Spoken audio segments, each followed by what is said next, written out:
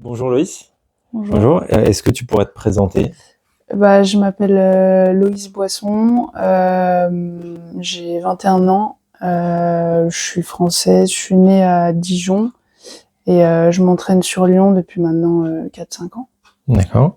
Et là, juste pour qu'on reprécise au niveau classement, Là, je suis aux alentours de la 180e place, je crois. Ouais.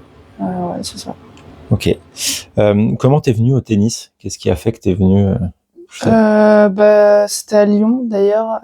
J'étais en vacances chez mes grands-parents. Ouais. Et j'ai fait un stage comme ça. C'était à la Croix-Rousse, au club de la Croix-Rousse. Et ça m'a plu. Et après, j'ai direct refait un autre stage. Puis ça s'est enchaîné. Et j'ai tout de suite bien aimé. C'est quoi ton coup fort là actuellement quand tu joues? Mon point fort de base, je dirais que c'est quand même le physique. Ouais. Parce que je cours partout, j'ai une bonne couverture de terrain. Et après, j'utilise beaucoup mon coup droit. Et surtout mon coup droit et arriver à être sur toutes les balles, quoi. Ouais. Alors, quel est ton objectif là aujourd'hui, on va dire à long terme? À long terme, moi, c'est de gagner un grand chelem au minimum. Ouais. Si je peux en avoir plusieurs, ça m'arrange. Mais ouais, de gagner un grand chelem et d'avoir une carrière assez constante, quoi. Ouais. Et comment t'en es arrivé un peu à cette idée de te dire je veux faire une carrière dans le tennis, je vais essayer d'aller chercher les tops, etc.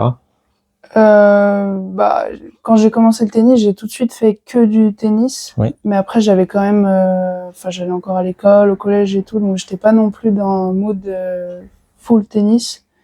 Mais je dirais que vers 15-16 ans, j'ai vraiment voulu faire que ça, quoi. Ouais. Et qu'est-ce que tu as dû mettre en place en fait pour arriver à avancer petit à petit dans le classement mondial, à progresser de jour en jour? C'est plutôt adapter tes études, adapter tes entraînements aussi, je suppose. Ouais, du coup, à partir de la 3e, je suis passée au CNED pour avoir plus de temps, pour pouvoir plus m'entraîner. Je suis passée aussi du coup avec un coach en privé. Avant, j'étais en club. Ouais. Et après, ça s'est enchaîné comme ça et de former en fait une équipe autour de moi et qu'on soit tous ensemble pour aller le plus loin possible, quoi. Et du coup, tu t'entraînes combien de fois par semaine à peu près? Tennis physique, je pense qu'il y a les deux. Ouais, après, il y a les semaines avant les tournois où c'est un peu moins. Mais des grosses semaines d'entraînement, ça varie, mais c'est environ 3 heures de tennis et 1h30, 2 heures de physique, plus tous les échauffements, la récup et tout. Ouais, donc ça fait des sacrées journées, ouais. Ouais, c'est une journée entière. Je le rajoute. Est-ce que tu fais de la prépa mentale aussi à côté? Ouais, je suis suivie, là aussi beaucoup depuis ma blessure, Ouais. parce que ça a été un peu compliqué, mais ça fait quand même quelques années que je suis suivie là-dessus et que au fil des années, franchement, je pense que ça m'a aidé, ouais. Aujourd'hui, donc, tu es aux alentours de la 180e place mondiale. Est-ce que tu peux un peu nous parler de ton évolution tennistique? Quels ont été tes classements clés, en fait, où tu as passé vraiment des steps, tu as senti que tu passais des paliers? Ouais, il y a eu déjà les premiers points où j'ai eu mon premier ranking, je sais plus quand c'était exactement, mais je dirais vers 17-18 ans. Et après, c'est quand je suis rentrée dans le top 500 où là, tu changes un peu de tournoi. Ouais. Tu sors des 15 000, quoi. Et après, il y a eu là récemment, en début d'année, quand tu passes le top 200, quoi. Ok. Quelle a été ta plus belle performance, un peu, soit une semaine de tournoi qui t'a marqué, soit... J'ai pas un match en particulier, mais je dirais la semaine à Saint-Malo sur le 125, parce que j'ai pu enchaîner. En fait, j'ai enchaîné 5 victoires sur des filles vraiment solides, et donc c'est plutôt les 5 performances, quoi. Ouais, c'est plutôt le global du tournoi plus qu'un match en lui-même. Ouais, c'est la semaine en elle-même, ouais. Ouais. Ce serait quoi tes objectifs là déjà à court terme? Parce que du coup, tu nous disais que tu étais blessé là et que tu vas reprendre, mais à court terme, ce serait quoi ton objectif? Ouais, là, il me reste à peu près deux petits mois de réathlétisation. Donc là, l'objectif, là, j'ai repris le tennis. La partie physique, ça va être maintenant de l'entretien. En soi, je suis bien. Et après, à long terme, sur toute l'année, c'est déjà d'être en bonne santé. Ouais. Et de pouvoir réenchaîner les matchs, les tournois et de faire les grands chelems avec soit mon classement protégé, quoi. Et qu'est-ce qui est le plus important pour toi pour performer au haut niveau? Il y a beaucoup de choses. Ouais. Il y a vraiment beaucoup de choses quand même. Après, ça dépend des gens aussi, je pense. Mais déjà de savoir bien gérer la programmation. Et ensuite, mentalement, on sait, le tennis, c'est un sport mental où faut être solide dans la tête, dans les émotions et tout. Et après, c'est la rigueur, la constance, vraiment être focus, quoi. Alors, tu nous as parlé un peu de ta blessure. Comment on fait pour surmonter une telle blessure qui t'a quand même éloigné?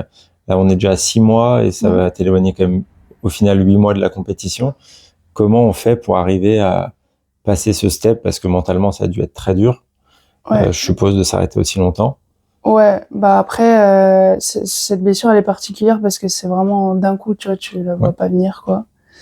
Mais par contre, tu sais tout de suite que ce sera 8 mois, quoi. Tu vois le chirurgien, il te dit c'est 8 mois. Donc en soi, par contre, t'es calé, tu sais que ça va durer 8 mois. Mais ce qui a été un peu, je pense, la clé, c'est tu te donnes des objectifs à chaque fois. Tu vois, chaque mois, il y a un objectif, comme ça, tu sais que t'avances et plus tu passes des paliers, plus en fait t'es content, tu vois, tu réapprends à courir.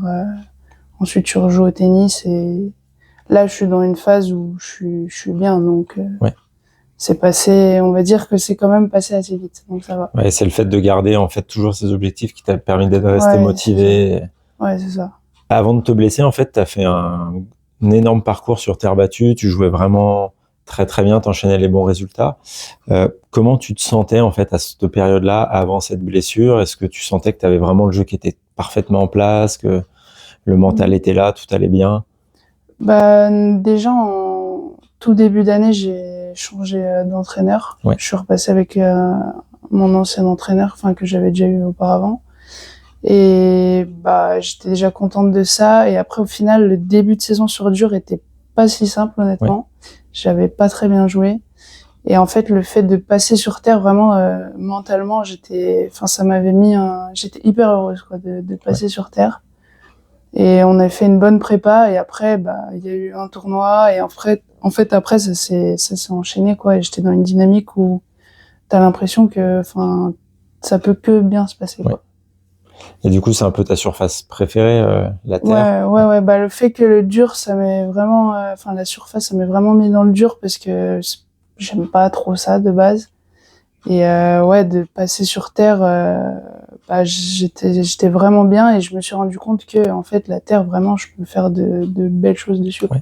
C'est lié un peu aussi à tes qualités de pouvoir de très bons déplacements, de bien remettre la balle régulièrement et de. Ça correspond beaucoup plus à mon jeu. Ce serait quoi ton meilleur souvenir tennistique aujourd'hui? Alors, peut-être pas forcément d'ailleurs sur le circuit pro, hein, ça peut être aussi un souvenir qui te revient en tête de quand tu étais plus jeune. Est-ce que tu as vraiment un point marquant qui ressortirait? Là, en vrai, là, comme ça, je dirais quand même que c'était les 2 derniers mois là que j'ai fait. Parce que, comme tu dis, il y a l'aspect tennistique, mais aussi, du coup, on a vécu des émotions. Le fait de gagner autant, c'était même une belle aventure humaine, tu vois. Et non, franchement, c'était, les 2 derniers mois sur Terre, ils ont été assez intenses et cool à vivre. Ça fait quoi, en fait, pour qu'on se rende compte un peu de gagner un grand tournoi en battant des grandes joueuses? Parce que tu as quand même battu des classements dans le top 100, hein, si je dis pas de bêtises, où ça joue vraiment très bien. Qu'est-ce que ça fait de se sentir, de sentir que le travail paye, que tu arrives à vraiment maximiser ton niveau et que en fait, tu te rends compte peut-être finalement que tu es largement au niveau de ces joueuses sans problème? Non, oui, ça faisait plaisir. Après, je savais que j'en étais capable, mais en soi, je l'avais pas encore fait. Mais après, c'est que j'étais dans une dynamique où limite tu te rends même pas compte que tu bats telle ou telle personne. Tu penses direct en fait à aller au bout du tournoi. Donc, mais c'est cool de l'avoir fait, de pas juste en être capable, mais de le faire, quoi. Ce serait quoi ton tournoi de rêve? Après, je dirais Roland parce que c'est quand même sur terre et tout. Mais j'ai quand même bien envie de découvrir le gazon. En fait, j'ai jamais joué sur gazon. Et mais c'est quand même un tournoi aussi qui me fait rêver. Mythique, Donc j'irai ces 2-là. Quel est le joueur ou la joueuse qui t'impressionne le plus aujourd'hui et est-ce que c'est un peu un exemple que tu suis au quotidien? Moi, mon exemple, ça a toujours été Rafa. Ouais. Donc là, c'est un peu compliqué maintenant qu'il arrête. Et donc ouais, c'est pas facile en vrai quand ton idole, tu sais qu'il arrête le tennis. Mais ça restera Rafa, je pense. Après, tu vois, les Alcaraz, Sinner, tu peux que t'inspirer de ces mecs-là parce que c'est comme très très fort ce qu'ils font. Et après, chez les filles, ça reste, c'est pareil. Swiatek, Sabalenka, elles sont hyper constantes et chez les filles, c'est assez rare et c'est aussi très solide ce qu'elles font. Ouais. T'as des joueuses françaises peut-être avec qui t'as pu échanger, qui étaient sur le circuit depuis longtemps? J'ai pu du coup m'entraîner quelques fois avec Caro Garcia quand elle était sur Lyon. Et pareil, c'était à l'époque, c'était il y a déjà, je dirais, 2-3 ans. Et je me rappelle, ça m'avait bien aidé parce que j'avais appris pas mal de choses, quoi. Ouais. Tu joues avec quoi aujourd'hui comme raquette et quoi comme cordage? Donc je suis chez Babola. Ouais. Je joue avec la Pure Drive Team et en cordage c'est le RPM Team en jauge 1,30. Ouais. Et ça fait longtemps que t'as choisi ces produits-là ou parce que t'es bien avec? Babola, déjà j'ai jamais joué avec une autre raquette en fait. Dès le début j'étais en Babola et après la Pure Drive, ça fait quand même un moment que je suis sur la Pure Drive et le cordage pareil. Au départ j'étais en comment on dit tu sais j'avais le multifilament. Travers. Oui, t'avais un hybride. Hybride. Ouais, hybride et là je suis passé quand même, ça fait 3 ans que je suis comme ça en fait et qu'on évolue sur 2-3 petits détails mais j'ai pas beaucoup changé. Ouais. Et au niveau des chaussures, là actuellement tu joues avec du Adidas, c'est ça? La Ubersonic? Ouais, c'est ça. C'est quoi ton programme là avant et après Noël du coup?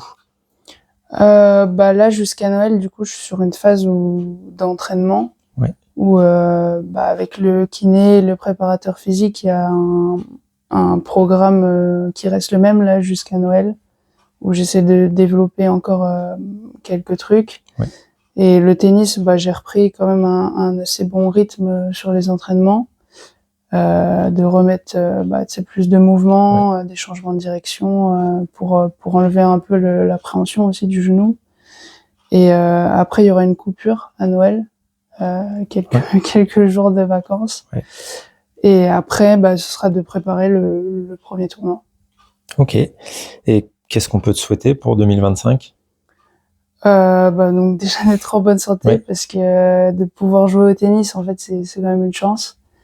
Et ensuite de gagner le plus de matchs possible et de faire la saison complète, quoi. Ok. Et enfin la dernière question, est-ce que tu pourrais juste nous dire un petit mot sur Tennisfère parce que ça fait un petit moment qu'on se connaît et qu'on se côtoie, mais voilà, est-ce que tu peux nous dire un petit mot sur le magasin? Du coup depuis que je suis à Lyon, je suis avec Tennisfère et ça se passe super bien parce que c'est quand même rare, je trouve, d'avoir un cordeur qui vient chercher nos raquettes, qui nous les ramène et tout. Enfin moi j'avais jamais eu ça avant. Donc non, c'est cool et on est toujours en contact, on cherche toujours à améliorer ce qu'on peut améliorer, donc non, c'est top, ouais. Eh ben, merci en tout cas pour ton temps. On te souhaite tout le meilleur pour l'année prochaine et pour la suite de ta carrière et de ta vie aussi.